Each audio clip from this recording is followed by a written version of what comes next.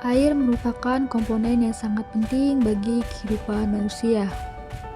Kita membutuhkan air untuk minum, mandi, mencuci pakaian, dan banyak hal lainnya. Salah satu sumber air adalah sungai.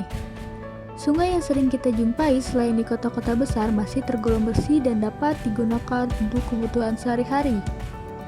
Sungai sendiri ialah aliran air di permukaan besar dan berbentuk memanjang yang mengalir secara terus-menerus dari hulu menuju hilir.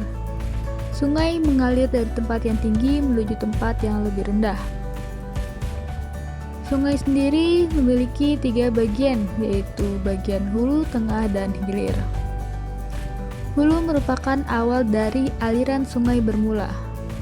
Bagian hulu sungai ini merupakan bagian di mana sungai ini bermula karena letaknya ada di dekat sumber-sumber mata air.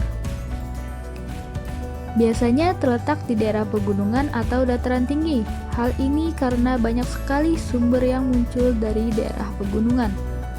Daerah hulu sungai ini mempunyai tingkat kemiringan yang cukup tajam dan air yang berada di bagian hulu tersebut berasal langsung dari berbagai mata air atau sumber-sumber air, sehingga air mengalir dengan cukup deras. Lembah sungai membentuk huruf V. Hal ini karena bagian hulu sungai sangat curam. Aliran air berada di atas batuan induk atau banyaknya bebatuan pada bagian ini.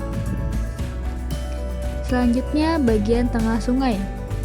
Pada bagian tengah, karena lokasi di bagian tengah sungai ini sudah tidak curam seperti pada bagian hulu sungai, sehingga membentuk huruf U.